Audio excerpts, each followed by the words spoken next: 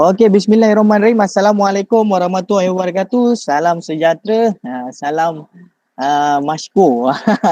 So sebelum tu saya ingin mengucapkan ribuan terima kasih kepada anda semua yang dapat bersama-sama kita pada sesi khusus 3 hari bulan 4 bersamaan siri yang keempat. So untuk pengetahuan anda semua, pada siri yang pertama kita buat secara face to face, depan-depan lah. Masa tu sebelum PKP lagi, tapi selepas tu kita mengubah konsep kita kepada kursus online lah. Yang ini adalah untuk memberi peluang kepada semua yang berada mungkin jauh daripada tempat saya membuat projek ni, itu Segamat Johor, untuk bersama-sama mendapat ilmu, bersama-sama berkongsi ilmu, dan orang kata sebagai salah satu langkah lah untuk kita survive dalam pandemik COVID-19 ni lah. So sebelum tu saya nak buat sedikit survey lah. Dekat dalam ni, kalau saya tanya daripada negeri mana, boleh jawab ataupun jawab di ruangan chat tu. Boleh saya nak buat sedikit survey, anda semua ni daripada negeri mana? Kalau macam yang lepas, kebanyakannya peserta khusus kita adalah orang Perak. Saya rasa 50% orang Perak. Tapi untuk sesi kali ni saya nak tengok daripada mana. Kebanyakannya peserta khusus kita. Oh, ada yang daripada Kulim, Kedah, ada yang daripada Selangor, Kelang, Sungai Penchala. Oh, Kelang ramai juga. Kelang nanti kalau nak beli bongkar, nak cari bongkar, boleh jumpa dengan anak didik saya lah. Dekat Kelang sana. Saya banyak bantu dia lah untuk muat bongkar. Nanti saya bagi share contact number, jangan risau. Walaupun anda di mana saja sekalipun, insyaAllah komuniti saya akan bantulah. Kalau nak cari bongkar ke yang berdekatan dengan anda, sebab agak mustahil lah kalau saya daripada Johor nak hantar bongkar ke Perlis kan. boleh jadi, tapi agak risiko lah kepada bongkar anda. So ada yang daripada Kuliah Johor, yang daripada Johor tu buat sementara ni kalau nak datang ke tempat saya alu-alukan. Tapi inform saya dululah, sebab saya sekarang ni tengah dalam proses membuka branch yang baru di Kulai. So insyaAllah selain daripada Segamat dan di Skudai, sekarang kita di Skudai, kita akan buka lagi satu branch di Kulai Johor. So lebih mudah lah kepada customer-customer saya yang berada di Johor selepas ni, tak payah tunggu lama lah untuk dapatkan bongkar. Sedikit pengenalan lah tentang diri saya. Kalau anda dapat lihat, sekejap saya besarkan sikit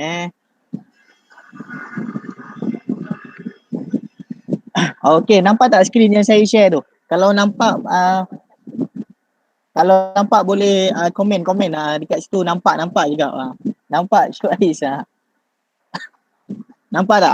Okey, terbaiklah. Saya along the way kita nak dengar orang kata two way communication lah. Saya takut saya cakap seorang kan. Tapi alhamdulillah lah, semua respon agak cegah sikit pagi ni. Itu yang saya nak lah, energi daripada anda semua untuk bantu saya kekal bercakap daripada pagi sampai ke petang ni lah. Okey, so sedikit pengenalan tentang diri saya. Nama diberi Muhammad Faiz bin Zainuddin. Saya berasal daripada Segamat Johor. Sekarang merupakan saya menyambung pelajaran saya lah di Universiti Teknologi Malaysia. Dan ini serba sedikit tentang maklumat tentang diri saya. Saya merupakan usahawan cendawan di Johor. Selain daripada itu, saya merupakan usahawan bagi produk-produk berasaskan cendawan, produk-produk hiliran, pelbagai produk hiliran yang kita telah wujudkan. Nanti saya akan share kepada anda. Saya merupakan fasilitator bagi kursus cendawan tiram dan juga sisir. Selain itu, saya juga fasilitator bagi projek-projek pembinaan rumah-rumah cendawan. Selain daripada itu, saya juga adalah sedikit kerjasama penasihat penasihat urban farming bagi negeri Johor. So yang mana baru berkenalan dengan saya ucapkan selamat berkenalan lah. So pengalaman saya, saya punya pengalaman dalam bidang perkapalan sebelum saya mencuburi bidang pertanian ni. Itulah, daripada kapal ke pertanian agak jauh beza juga tu kan. Tapi tak tahulah, rezeki orang ni berbeza-beza. So tak semestinya anda engineering sekarang, tapi kalau rezeki anda di tempat lain, Tuhan kata rezeki anda di tempat lain, itulah rezeki anda. Macam saya daripada bidang perkapalan, berhenti terus Berhenti terus menceburi bidang pertanian. Tapi itulah orang kata perjalanan hidup saya lah. Saya rasa itu je. Saya juga merupakan seorang pengacara lah, MC. Sebab tu boleh bercakap dengan agak petah sikit lah. Tapi untuk pengetahuan anda semua, sesi pada pukul 9 ni adalah sesi untuk orang kata mengubah cara kita berfikir daripada seorang usahawan kepada usahawan tani. Daripada seorang usahawan tani kepada daripada seorang petani kepada usahawan tani. Apa maksud usahawan tani, apa maksud petani? Okey, usahawan tani adalah seseorang yang berusaha menjadi seorang jutawan menerusi projek-projek pertanian. Itulah usahawan tani. Itu term saya jangan jangan cari kat Google pula. Kalau cari kat Google takut tak jumpa. Tapi petani, orang kata petani adalah seseorang yang bertani, orang kata just menjalankan projek-projek pertanian, tapi tidak ada orang kata usaha untuk mengembangkan perniagaan dia ke arah yang lebih baik lah. Itu term perbezaan bagi saya seorang usahawan tani dan seorang petani. Okey, seterusnya yang ini yang saya nak orang kata nak anda berfikir sama-sama dengan saya lah. Kenapa, apa big why, kenapa anda hadir untuk kursus penanaman cendawan ni? Kenapa anda perlu join? Kenapa anda perlu join kursus ni? Saya nak tahulah serba sikit. Boleh bagi dekat ruangan komen tak? Boleh komen tak? Kenapa anda nak orang kata nak join kursus yang kita anjurkan ni? Siapa ada pendapat dia boleh boleh berikan ataupun boleh nyatakan di ruangan komen tu. Ada tak mungkin ingin belajar sesuatu perkara yang baru ataupun ingin menceburi sebuah orang kata bidang bisnes pertanian yang lain? Boleh tak boleh nyatakan tak dalam ruangan komen tu kenapa anda menyertai kursus yang kita anjurkan ni? Kalau boleh saya tahu, boleh komen dekat ruangan komen tu. Masih belum bergerak lagi. Ada tak? Kalau kalau tak ada, kita terpaksa proceed je lah. Okey, ada. Okay. Baru nak merajuk lah. Tapi ada. Cikgu guna cakap boleh tak? Boleh. Tak ada masalah. Cik William nak kongsikan apa tu? Ya. Saya William dari JB. Okay, Cik William. Ya, saya attend ini training saya sendiri memang ada kilang, sendiri pun ada buat itu cendawan. Okay. Tapi ada masalah lah. Sebab saya sendiri dulu buat IT -nya. So last year I pun start buat itu cendawan. So I datang sini untuk menambah ilmu lah untuk cendawan. Bagus. Okey, terima kasih Encik William berkongsikan sedikit tentang kenapa big why lah orang kata kenapa anda perlu join kursus kita lah. Tapi sebenarnya saya nak ceritakanlah sedikit kan pengalaman saya sepanjang bidang pertanian ni tak mudah dan tak senang juga. Dia nak kata senang tak senang, nak kata susah pun tak susah. Dia dalam average macam tu lah. So insyaAllah kalau kita sentiasa berusaha, rezeki tu akan sentiasa ada lah. Saya start dulu bidang pertanian ni di Universiti Teknologi Malaysia. Saya masa tu belajar lah di UTM. Daripada situlah saya buat projek pertanian dalam bangunan. Saya ingat lagi. 1,000 bongkah saya yang pertama saya rugi. Sebab saya tak ada pergi kursus apa-apa. Saya ingat saya belajar daripada YouTube. Dah boleh buat lah ni. Dah hebat lah ni. Boleh buat lah projek pertanian cendawan ni. Tapi end up modal beli bongkah pun tak dapat. Lagi kan nak cover nak cover duit lain. Macam racking, macam kos sewaan bangunan. Kita nak cover balik bongkah pun masa tu kita tak mampu. Selepas tu baru saya sedar lah. Saya sedar masa tu saya mohon grant. Yang ini salah untuk anda. Kita ada sediakan kursus, ada sharing sikit lah tentang bagaimana nak apply grant. Tapi itu saya akan ceritakan nanti. Tapi melalui situlah saya bermula. Dan alhamdulillah sekarang ni kita mengusahakan lebih kurang dekat sini sekarang ni 300,000 300,000 bongkah cendawan lah. Nanti sesi petang saya akan tunjukkan kepada anda. Kita bawa pusing-pusing. Kita bawa pusing-pusing kita punya farm kita lah.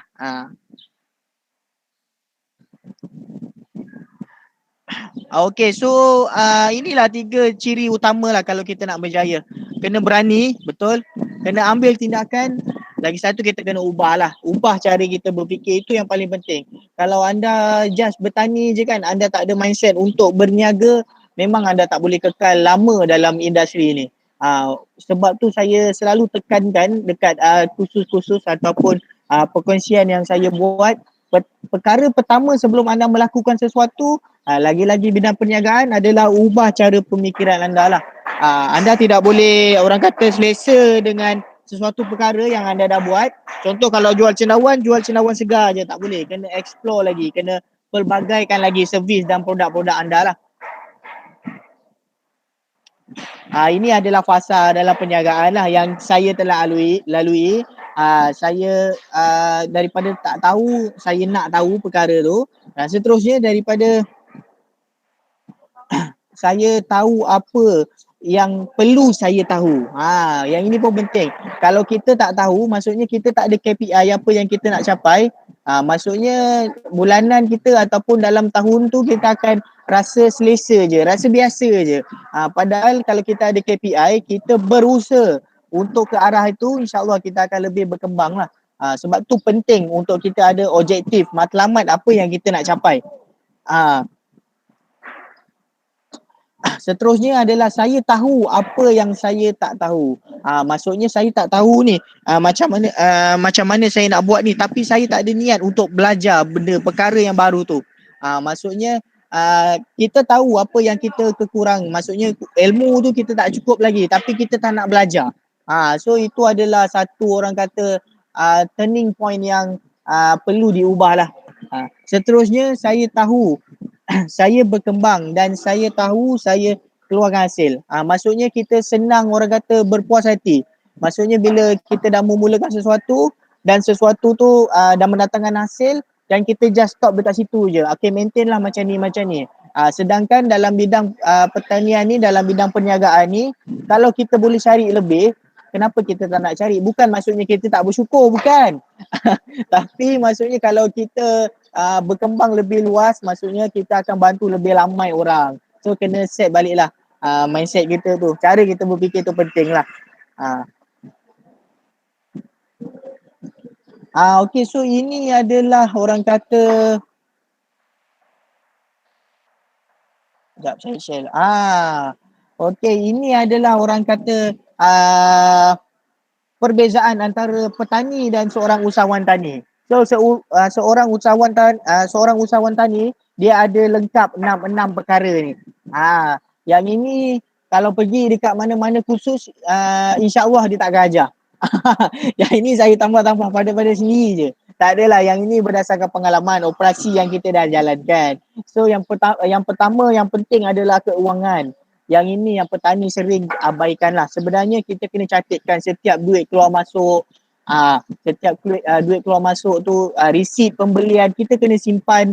Kita kena buat bookkeeping kan. Tak boleh resit tu kita main buang je. Sebab apa? Sebab bila anda dah daftar SSN, lepas tu anda dah berkembang, duit banyak masuk, nanti tiba-tiba ada orang telefon, hello, saya ambil contoh lah dekat sini, Encik Azim Encik Azim boleh, Encik Azim Azmi, boleh Encik Azim. Hello Encik Azim, saya daripada lembaga hasil ni, saya nak menyatakan Encik ada cukai yang belum dilunaskan lagi.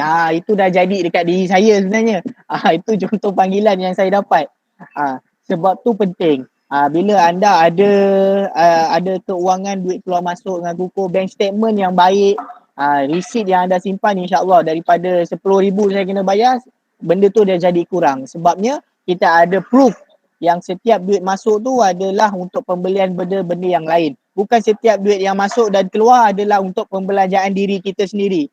Sebab lembaga hasil ni tak faham. Dia ingat duit yang masuk tu duit kita, gaji kita. Contoh RM10,000 masuk setiap bulan tu, itu gaji kita RM10,000. Sebenarnya tak. Sebenarnya daripada RM10,000 tu, RM8,000 tu ataupun RM9,000 tu kita gunakan untuk buat pembelian balik ataupun pembelian aset-aset yang lain. Tapi dia ingat itu untung kita. Kita nak nyatakan dekat dia yang itu adalah pembelian balik ataupun pembelian aset-aset, kita tak ada receipt. Jadi penting untuk kita buat bookkeeping.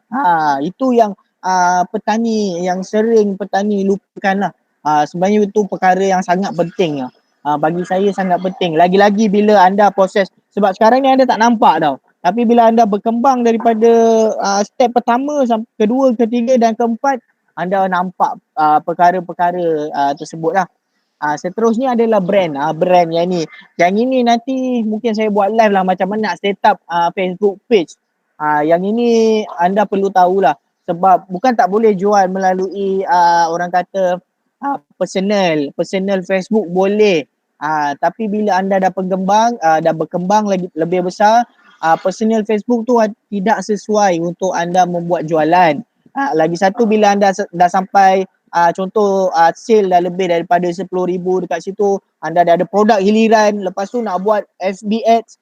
Kalau akaun personal, macam mana kita nak buat FB ads? Daripada akaun personal tu, masa tu orang dah kenal, dah ramai kenal anda ni dekat Facebook personal anda kan, nama anda lah. Contoh Cik William, orang dah kenal Cik William ni kan. Tapi bila anda nak buat jualan, anda kena tarik dia ke Facebook page baru yang anda baru buat, masa tu dah terlambat.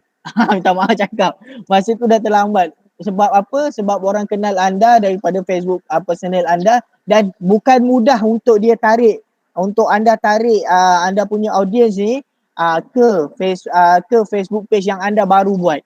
Follower dekat FB personal dah ada 80,000, tapi baru nak buat FB page, masa tu mungkin ratus-ratus je lah. Sedih lah kalau kita tengok kan. Sebab yelah, kita ni expert tentang sesuatu perkara, tapi bila buat Facebook page, orang yang like macam tu je. Kita nak buat jualan dekat Facebook page kita pun macam suam-suam je macam tu. Seterusnya adalah operasi.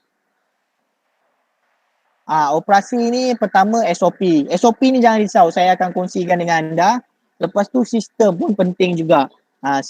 Setiap perkara yang kita buat ni, kalau bersistem tu lebih baik lah. Kalau anda buat macam sekarang ni, buat seorang dulu kan, so tak ada masalah. Tapi bila anda ada bekerja dengan sistem yang baik, anda senang lah untuk orang kata untuk transfer kerja anda kepada pekerja anda tu lah. Okay, seterusnya adalah pemasaran. Pemasaran pun penting. Pemasaran saya ada pengalaman kurang lebih dalam 2 tahun lah dalam bidang pemasaran ni. InsyaAllah kalau anda nak saya buat tunjuk ajar anda macam mana nak set up Facebook page, macam mana nak buat jualan dekat Shopee.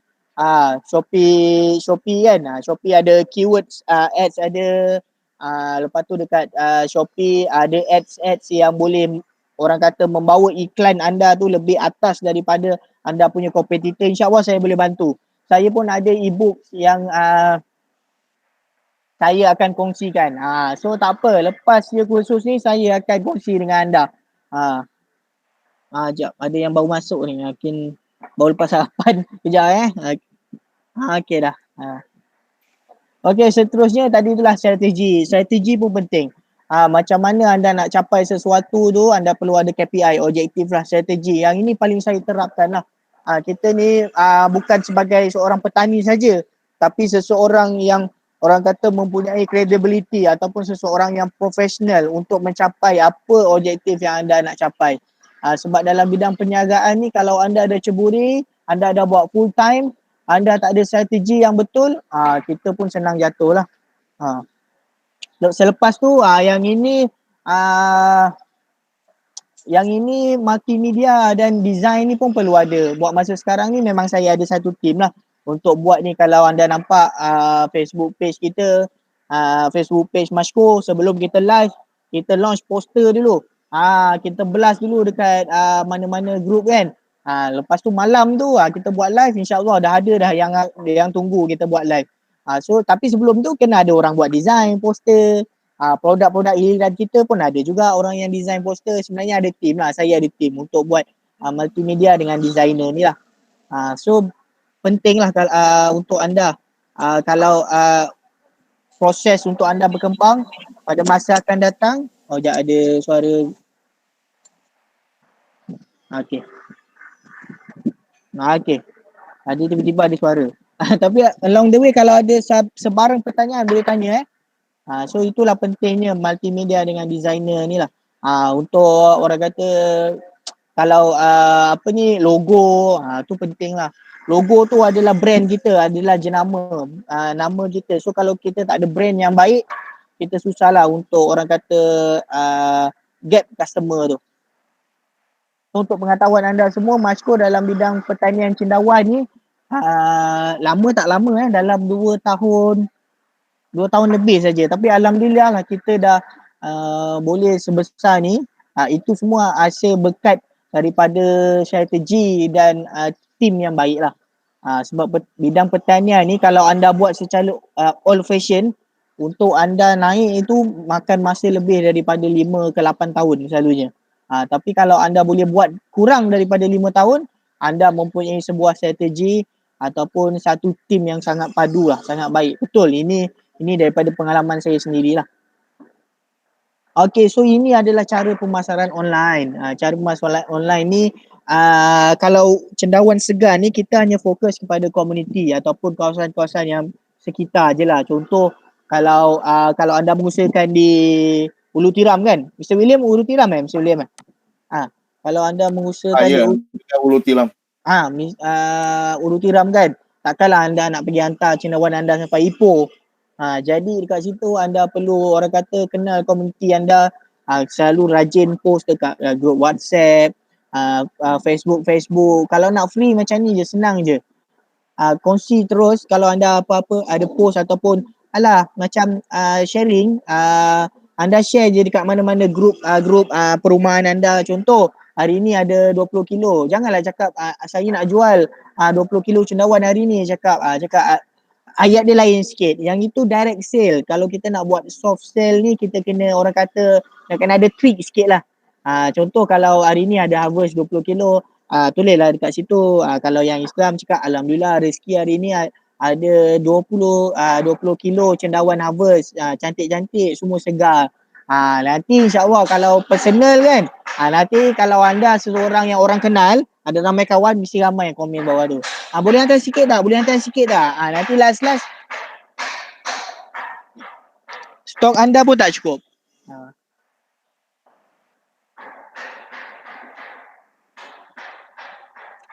Okey, ini adalah untuk pemasaran online offline lah. Untuk pemasaran offline, kalau anda nak letak kedai ke kedai, anda jangan jual macam contoh 1 kilo jangan.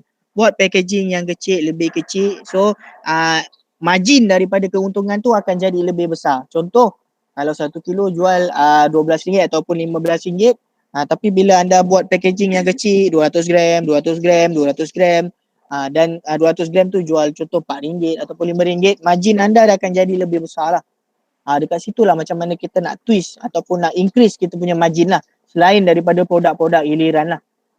Lepas tu hantarlah dekat kawasan kejiranan anda. Kalau kita baru-baru nak buat ni kan, selalu orang tanya soalannya ni. Yang ni bermain-main di fikiran saya lah. Soalan dia selalu macam ni, Cik Faiz, kalau saya nak buat 1,000 ni, kalau keluar ni nak jual kat mana? Itu soalan paling biasa saya dengar tu. Saya ambil bongkang dengan Cik Faiz ni 1,000 ni, kalau keluar 1,000 ni saya nak jual mana?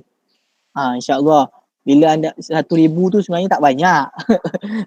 Bila harvest tu saya takut kalau anda dah bermula lah, maksudnya dah start buat marketing apa semua kan, InsyaAllah tak cukup anda punya bekalan yang anda ada tu. Yang ini daripada pengalaman lah. Tapi kena rajin lah selalu post benda. Contoh baru ambil bongkar kan, baru ambil bongkar pun post juga. Nanti dah keluar harvest pun post juga. Tak apalah, orang suka tengok kan benda pertanian ni. Kalau kita nampak di harvest, dekat situ semangat kita timbul. Tapi bila tak tahu nak jual kat mana, dah down balik.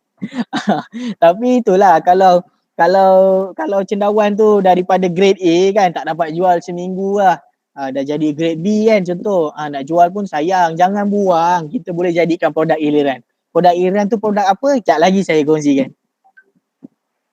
So ini adalah 4 kunci lah dalam bidang perniagaan yang saya pegang sampai sekarang ni. Yang pertama adalah nampak. Anda kena selalu nampakkan diri anda, produk anda tu. Kalau anda buat pertanian cendawan tu, nak kena nampak lah anda berniaga cendawan. Kalau boleh fokus satu-satu perkara ataupun 2-3 perkara. Janganlah semua benda anda nak buat, susah. Semua benda saya pernah buat macam tu. Saya tahu saya pernah buat semua macam tu. Saya dulu e-commerce, ambil barang daripada China, apa je apa anda cakap saya tak pernah buat dulu. Tapi bila kita tak fokus satu perkara tu, lambatlah kita nak berkembang sebab kita nak buat semua benda tapi kita ada kemampuan untuk sesuatu perkara saja. So yang itu penting lah. Seterusnya adalah kenal. So orang kena kenal. Kalau orang kenal kita, barulah orang ada kepercayaan untuk membeli dengan kita. Contoh kalau saya katakan anda ambil 5,000 bongkar. Okey cik, saya kena ambil deposit ni 50%. So kalau saya ambil deposit 50%, kalau anda tak kenal saya, WhatsApp WhatsApp personal pun tak keluar gambar kan. Macam mana nak datang, orang kata kepercayaan tu, orang nak kenal dia tu. Sebab orang ni selalu membeli melalui orang kata emosi. Akal fikiran ni akan jadi nombor 2. So bila kita dapat touch emosi dia, boleh memberi kepercayaan kepada dia, insyaAllah proses tu akan jadi lebih mudah lah. Seterusnya adalah suka. Anda kena buat orang suka dekat anda. Contohlah melalui live-live yang anda buat ataupun perkongsian. Contoh jangan adalah okey, mungkin sekarang ni anda baru kecil lagi lah, tapi bila anda dah besar, nasihat saya bila ada orang nak bertanyakan tentang cendawan ataupun apa-apalah jenis berkenaan dengan pertanian cendawan ni, anda kongsikanlah walaupun orang tu tak beli bongkah dengan anda. Tapi tolonglah dia, bantulah dia. InsyaAllah kalau bukan sekarang, akan datang dia akan jadi customer kita. Mungkin bukan bongkar cendawan, mungkin benda-benda lain yang dia akan bantu kita. Ini saya amalkan sendirilah. Bila kita selalu berkongsi, orang recommend, tiba-tiba Esko Belia Negeri Johor panggil untuk buat perkongsian. Saya pergi. Tapi itu semua hasil berkat daripada perkongsian lah. Saya tak pernah jual pun bongkar dekat orang tu sebelum ni. Tapi saya, orang kata daripada perkongsian yang kita buat tu, orang percaya dekat kita lah. Jadi yang nombor 4 ni lah, percaya. So kena ada kepercayaan lah. Kalau orang percaya baru mudah. Orang kata pertanian tu, sistem tu untuk berjalan lah. Engagement dengan customer tu senang lah untuk terjadi. Yang ini yang saya kata tadi tu.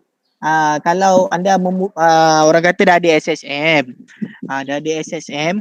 Lepas tu nak buka bank apa, yang ni saya tak dapat komisen daripada Agrobank. Jangan salah jangan salah tangkap. Ingat saya promote Agrobank nanti anda semua ingat saya dapat ni pula dapat orang kata komisen pula. Tak ada sebabnya anda daftar tu melalui bank-bank Agrobank di daerah-daerah anda lah. Kalau macam belah utara lah. So yang ini yang ini 4 perkara yang anda perlu ada kalau anda nak buka Agrobank ataupun bank pertanian lah. Dulu dipanggil bank pertanian. Kalau bank-bank lain pun sama je, lebih kurang ni aje. Tapi mungkin ada certain requirement daripada bank-bank lain yang saya kurang pastilah. Tapi kenapa saya pilih Agrobank? Sebab kita menjalankan pertanian, aktiviti pertanian. Pada yang lepas kerajaan ada bagi dana menerusi program teraju tak silap saya. Bila bank statement kita cantik, kita tak payah cari bank yang cari kita. Sekalipun Cik Faiz, kerajaan ada bagi sediakan skim pinjaman tanpa faedah. Dekat situ dia akan recommend dekat kita lah. Tapi syarat dia kena statement tu kena cantik lah. Duit keluar masuk tu kena cantik lah. Setiap bulan tu duit keluar masuk tu kena cantik lah. Janganlah bulan ni masuk 2,000, bulan depan kan 200. Jadi dia tak synchronize. Maksudnya kita ni, kalau kita berniaga ni untuk meningkatkan diri kan, meningkatkan perniagaan kita. Jadinya kalau bulan ni 200, lepas tu contoh bulan ni 2,000, bulan depan 200, dah tak meniaga lah maksudnya macam tu. So yang itu anda perlu bijak lah. So inilah yang saya kata tadi, produk-produk hiliran. Produk-produk hiliran berasaskan pertanian. Apa yang anda boleh buat daripada cendawan-cendawan grade B ataupun cendawan-cendawan yang bentuknya tak cantik, yang kita tak boleh jual dekat customer. Kalau jual dekat customer directly, customer tengok bentuk cendawan tu, dia ingat ini bukan cendawan. Kadang bentuk dia ada yang dah merekah, ada yang dah berpusing-pusing kan. So inilah produk-produk yang kita boleh jadikan. Yang ini kebanyakannya adalah daripada cikgu saya sendiri, iaitu Sifu Mushroom Cendawan. Banyaklah produk-produk hiliran kerjasama yang kita dah hasilkan. Saya pun ada cendawan crispy. Nanti saya kongsikan dekat anda. Yang itu insyaAllah sebelum puasa ni kita akan launch lah. Yang itu insyaAllah akan datang untuk produk hiliran, kita pun nak buat khusus juga. Sebab saya banyak juga yang orang minta. Saya akan panggil tenaga pakar dalam produk-produk penghasilan produk-produk hiliran ni. Siapa yang tapi kejap, ada yang berminat ke kalau saya nak anjurkan khusus produk-produk hiliran berasaskan cendawan ni? Saya nak tanya sikit lah. Ada yang berminat tak? Ada. Ada. Allah laju, alhamdulillah ada. Ada okey.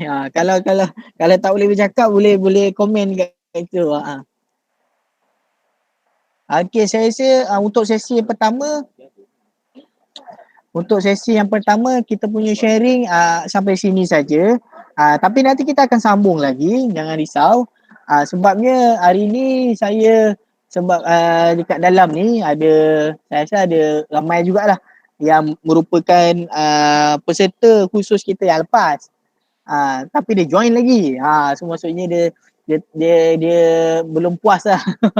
Tapi saya nak berterima kasih lah. Sebabnya daripada ada yang join kursus saya ni daripada siri yang pertama. Sekarang dah siri yang keempat. Semua kelas dia hadir lah. Semua kursus yang kita buat dia hadir. Daripada face to face sampai ke online, semua dia hadir lah. Saya nak berterima kasih lah. Dekat dalam ni ada, nanti saya tengok satu-satu sebab saya pun tak nampak kan. Tapi memang saya agak minimizekan sikit orang kata peserta untuk kursus pada kali ni. Sebab saya pernah buat yang lepas, kalau ada kat dalam ni, saya buat yang lepas dekat 100 peserta. Penat nak menjawab soalan. So kita kecilkan amount tu sikit. Tapi insyaAllah apa yang anda tanyakan tu saya akan dapat jawab lah. Okey. Buat sekarang ni ada apa-apa pertanyaan tak? Ada apa-apa pertanyaan macam mana nak untuk perkongsian saya sebelum ni?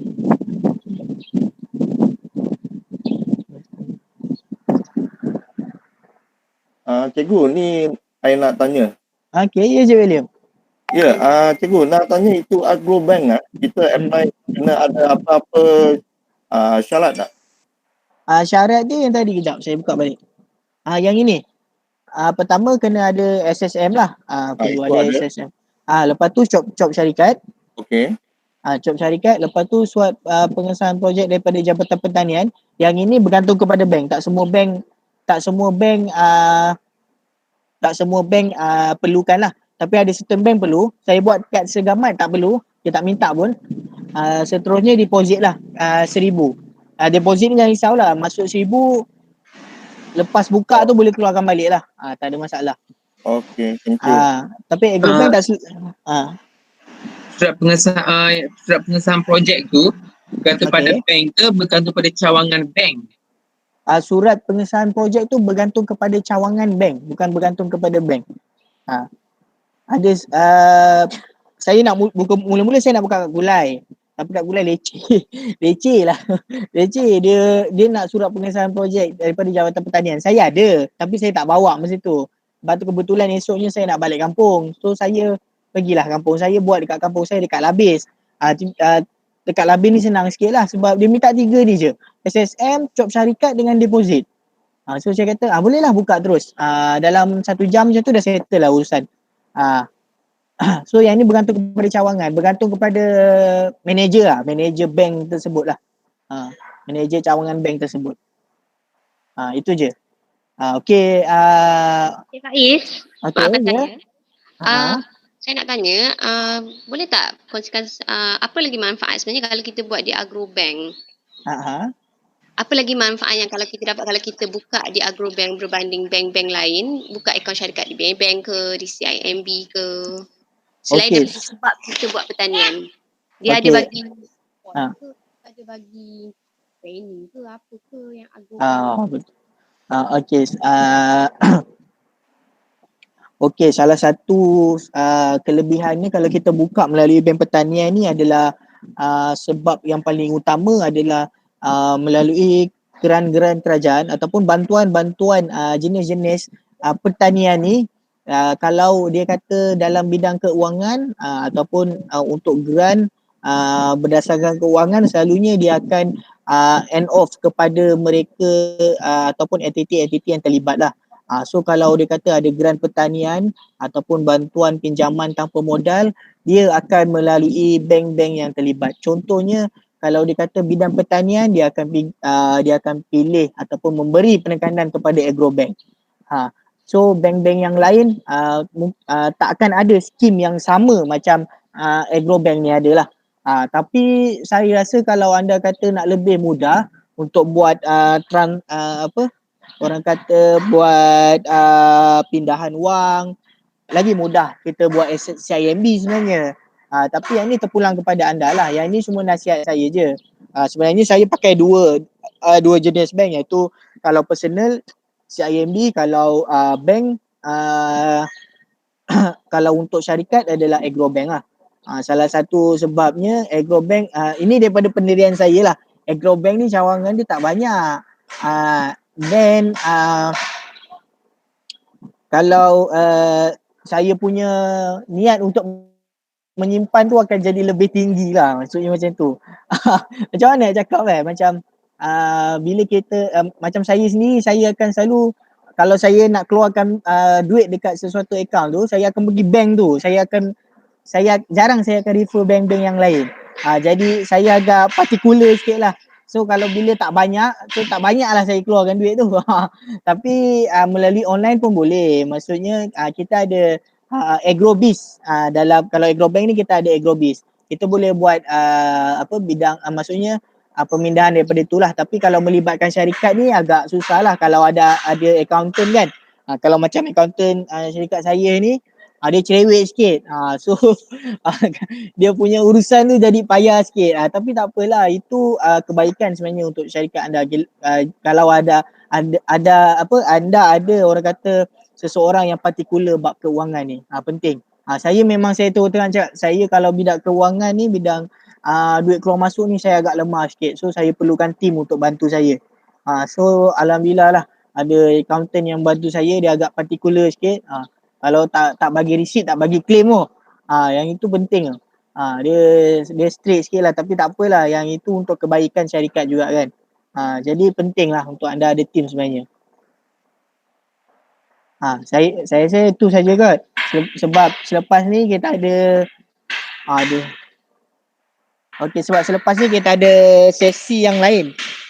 Yang ini yang baru saya tambah masuk dalam slot saya pada perkongsian kita pada kali ini adalah untuk menulis sebuah kertas kerja memohon grant. Tapi sebelum tu kita rehat dululah 4 minit lah. Kita akan start balik 9.50, boleh Okey, boleh. Okey, minum air sekejap.